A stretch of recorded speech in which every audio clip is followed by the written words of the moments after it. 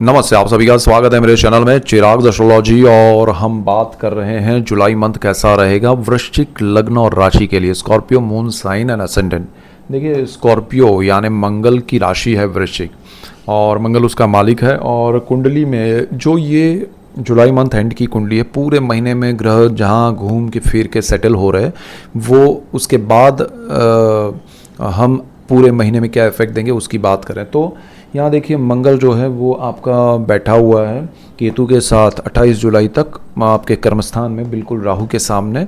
और फिर वो 28 जुलाई को ट्रांजिट करके आपके 11th हाउस में जाएगा। और आपका राहु जो है वो चतुर्थ भाव में है थ्रू आउट मंथ। एंड जो आपका शनि है वो भी थ्रू आउट द मंथ आपके 5th हाउस में है। गुरु जो है वो अष्टम भाव में, शुक्र यहाँ वृषभ में ही है थ्रू आउट, और फिर ट्रांजिट करके गुरु के पास आ रहे हैं। बुध सूर्य का कॉम्बिनेशन बन रहा है भाग्यस्थान में। मिड ऑफ मंथ से सूर्य जो है वो गुरु के साथ से जा रहे हैं बुध के पास, और आपका केतु ऑलरेडी कर्मस्थान में है। ये जो सिचुएशन है आपके लिए समझना बहुत ज़रूरी है, क्योंकि आपका जो राशि और लग्न है वो वृश्चिक है, वृश्चिक मंगल का है, और मंगल राहु के साथ और केतु के साथ जुड़ा हुआ है। तो ये कॉम्बिनेशन आपको बहुत उकसा रहा है, बहुत आपके मन में बहुत सारा एक ऐसा विचार चल रहा है कि दुनिया को हम जला दे, क्या हो रहा है लाइफ में मुझे समझ में नहीं आ रहा है। चाहे वो किसी भी चीज़ को लेके हो, चाहे वो आपकी हेल्थ को लेके हो, चाहे आपके काम को लेके हो, चाहे आपकी पढ़ाई को लेके हो, चाहे वो आपके घर को, प्रॉपर्टी को लेके हो, आपके माता पिता को लेके हो, आपके सारे जो रिलेशन हैं उन सब में ये इफ़ेक्ट कर रहा है। बिकॉज़ यहाँ माइंड से आपको इफ़ेक्ट हो रहा है हर चीज़ में। बिकॉज़ ये फर्स्ट हाउस है, थॉट्स है, आपके माइंड में, थॉट्स में एक तरह से आग लगी हुई है, और ये आग 28 जुलाई तक बहुत ज़्यादा बढ़ेगी। तो आपको बड़ा मन शांत रखना पड़ेगा। एक तो क्योंकि मंगल है आपका कुंडली का मालिक, तो मंगल अग्रेशन का प्लेनेट है, वो आपको हमेशा गुस्से में, अग्रेसिव वे में हर चीज़ में आगे बढ़ाता है। तो यहाँ पर तो राहु के सामने है और केतु के साथ है, तो आपका वो अग्रेशन बढ़ेगा। तो वो चीज़ आपको कंट्रोल करनी ज़रूरी है, तो ही आपको ज़्यादा अच्छा रहेगा। अब देखिए, वृश्चिक वाले कमेंट्स में भी लिखते हैं, सोचते हैं कि अरे हमारा तो आप ऐसा बोलते हैं, लेकिन देखिए ग्रह स्थिति ऐसी है। यहाँ पर्टिकुलरली कॉम्बिनेशन जो बन रहा है उसके इफ़ेक्ट तो आपको देखने समझने पड़ेंगे। तो यहाँ ये कॉम्बिनेशन जो है वो आपको आपके कार्य क्षेत्र में प्रॉब्लम इसलिए करेगा क्योंकि कर्मस्थान में केतु है और साथ में मंगल है, राहु की दृष्टि में है, तो और ये स्थान सूर्य का है। अब ये स्थिति में आपको सिर्फ सूर्य ही बचा रहा है, बिकॉज वो भाग्य में आएगा मिड ऑफ मंथ से, तो वो अच्छा है, अष्टम भाव में वो रहेगा। तब तक 15 जुलाई तक आपको थोड़ा स्ट्रेस रहेगा। उसके बाद सूर्य जब भाग्य में आ जाएगा, आपको मन की शांति लगनी शुरू हो जाएगी, आपको थोड़ा अच्छा लगेगा, आप कुछ अच्छे पॉजिटिव उसमें जाएंगे। लेकिन मंगल का ये कॉम्बिनेशन आपको कार्य क्षेत्र में प्रॉब्लम कर सकता है। आपका मतलब बिजनेस है या फिर जॉब है, दोनों में, तो थोड़ा ध्यान रखिए। और जो लोग ऐसी कोई जॉब कर रहे हैं जो सरकारी है या सरकार से जुड़े हुए प्रोजेक्ट्स हैं, उनको ध्यान रखना पड़ेगा। 2 नंबर के किसी भी चीज़ में अगर आप इन्वॉल्व है तो आपको यहाँ स्ट्रेस प्रॉब्लम आ सकती है, बी केयरफुल। और बहुत सारे लोगों को वो प्रॉब्लम आ चुकी है, तो ध्यान रखिएगा। राहु आपका चतुर्थ भाव में है, आपको बाहर भेज सकता है, जहाँ आप अभी है वहाँ से आपका शिफ्टिंग हो सकता है, जॉब को लेके या फिर घर को लेके। घर हस्बैंड की वजह से वाइफ को या वाइफ की वजह से हस्बैंड को शिफ्टिंग करना पड़ सकता है। आपका वो कॉम्बिनेशन जो बन रहा है वो आपको दूसरे शहर में, दूसरे स्टेट में, दूसरे कंट्री में ले जा सकता है। यहाँ चेंजेस होने वाले हैं, तो ये चीज़ें आपके लिए ध्यान रखने लायक हैं।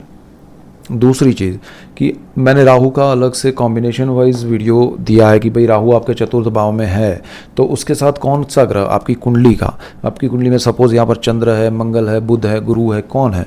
अगर कोई ग्रह है, नहीं है तो ठीक है, बट है, और तो वो कॉम्बिनेशन का क्या इफेक्ट होगा वो भी आप देखिएगा। तो ओवरऑल आपके लिए कर्मस्थान और ये सुख भाव वो राहु केतु मंगल की वजह से थ्रू आउट द मंथ थोड़ा इफेक्टिव रहेगा। लेकिन एक बार मंगल निकल जाएंगे फिर बहुत शांति लगेगी। तो समझना क्या है कि बड़ा कुछ स्ट्रेस नहीं लेना है, ग्रहों की स्थिति ऐसी है, आप कुछ करने जाएंगे तो होगा नहीं, और जो होगा वो आपको जो चाहिए वो नहीं होगा। तो बी कूल, एकदम शांत मन से आराम से बैठ जाइए तो ज़्यादा बेटर है। जितना आप उसमें कूदेंगे उतना आपको, आप सोचेंगे मैं कुछ करता हूँ या करती हूँ, आपको समझ में नहीं आएगा, आप उस चक्रव्यूह में फंस जाएंगे। शनि यहाँ बहुत अच्छा है, शनि आपके लिए आपका पंचम भाव में अच्छा है, उसका मालिक गुरु यहाँ पर अष्टम भाव में है।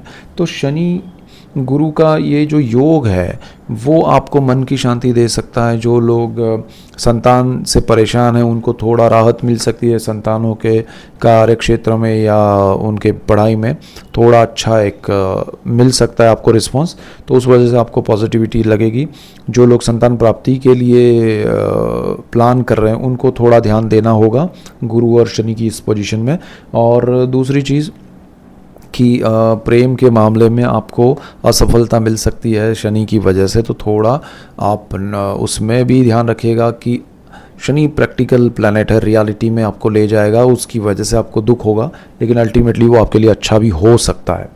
अब देखिए यहाँ बुध जो है वो सूर्य के साथ भाग्य में यहाँ पर बहुत अच्छा आपके लिए ये करेगा कि आपको पैतृक संपत्ति से लाभ होगा, डिस्प्यूटेड प्रॉपर्टी में आपको कुछ बेनिफिट हो सकता है, आपको अचानक धन लाभ हो सकता है, आपको अचानक से मैनेजमेंट साइड से कोई लाभ हो सकता है। अगर आप जॉब कर रहे हैं या कुछ मैनेजमेंट के साथ आपका पंगा चल रहा है हायर अथॉरिटीज़ में, तो वो आपके लिए पॉजिटिव हो सकता है। अकल्ट में आपका गुरु जो है वो आपको इंटरेस्ट पॉजिटिव वे में ले जा सकता है, लेकिन क्योंकि शुक्र भी है, आप हर जगह से अपना लाभ सोचेंगे तो तंत्र मंत्र यंत्र में आप बिना वजह के ना जाए। शुक्र यहाँ आपके सप्तम भाव में बैठा हुआ है थ्रू आउट द मंथ, वैसे तो लॉन्ग टर्म के लिए, लेकिन वो यहाँ पर आने की जो स्थिति है अष्टम भाव में, वो आपको मंत्र तंत्र यंत्र से कैसे मैं समृद्ध हो जाऊँ, मुझे उसका क्या क्या लाभ मिले, उस दिशा में ले जाएगा। तो गुरु कुछ अच्छा देना चाहता है, शुक्र उस पर पानी ना फेर दे, वो ज़रा ध्यान रखिएगा। पैतृक संपत्ति के डिस्प्यूट जो भी हैं वो सामने आके सॉल्यूशन की ओर जाएंगे, तो वो अच्छा है। सप्तम भाव आपका लाइफ पार्टनर का है, बिजनेस पार्टनर का है, तो उसमें पॉजिटिविटी बनी रहेगी, उनकी वजह से आपको लाभ भी होगा, अच्छा है। लेकिन एक बार शुक्र यहाँ से ट्रांजिट कर जाए उसके बाद ज़रा उसमें ध्यान रखिएगा, जो कि बहुत मंथ एंड में हो रहा है। यहाँ पर आपका केतु जो है वो आपको मन में करेगा कि भाई जॉब छोड़ के कुछ और करते हैं, या तो आपके अर्निंग को मत छोड़िएगा, वरना आपको बहुत प्रॉब्लम्स आ सकते हैं। और ये बुध जो है सूर्य के साथ बुधादित्य योग कर रहा है, ये स्थिति आपके लिए अच्छी इसलिए है क्योंकि आपका लक्ष्मी भुवन का मालिक है बुध, वो आपकी इनकम को छूटने नहीं देगा।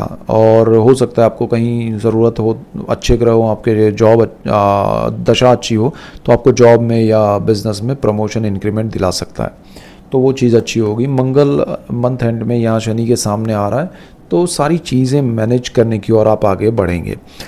ओवरऑल आपके लिए हेल्थ की अगर बात करें तो हेल्थ में भी थोड़े इश्यूज बढ़ सकते हैं, जिनको बोन से रिलेटेड, जॉइंट से रिलेटेड, यानी कि हड्डियों से रिलेटेड जो भी प्रॉब्लम्स है, या फिर ब्लड से रिलेटेड कोई प्रॉब्लम्स है, तो उसमें थोड़े बदलाव आ सकते हैं, आपको ध्यान देना चाहिए। और उसमें आपको डॉक्टर की राय एक से ज़्यादा लेके फिर कुछ करना चाहिए, तो ज़्यादा अच्छा रहेगा। सो ओवरऑल यहाँ सिचुएशन आपके लिए अच्छी एक तरह से है कि परिवार का बहुत सपोर्ट मिलेगा। गुरु आपका बहुत ही पॉजिटिव है, अच्छा है, आपके जीवन में सुख समृद्धि लाने के लिए गुरु आपको सही दिशा दिखाएगा, सही वाणी और सही इन्वेस्टमेंट करवाएगा। और शनि इस तरह से आपको सही लोगों से मिलवा के साहस की और सही दिशा दिखाएगा।